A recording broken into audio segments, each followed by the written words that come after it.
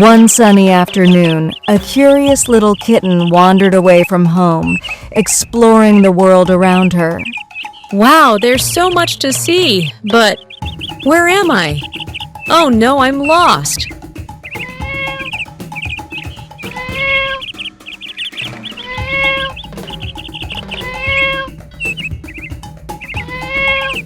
Hello, little kitten. Why do you look so sad? I'm looking for my mother. Have you seen her? I'm sorry, I don't.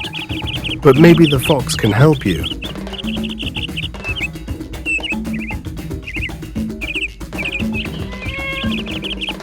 The kitten continued walking until she saw a fox. I'm looking for my mother. Have you seen her? I haven't seen her, but maybe the dog down the road has. The kitten walked further until she met a friendly dog. Hello, little one. You look lost. How can I help? I'm lost. I can't find my way back home. Do you know where my mother is? I saw a cat looking for someone near the old oak tree. The kitten rushed to the old oak tree, and there, under its shade, was her mother.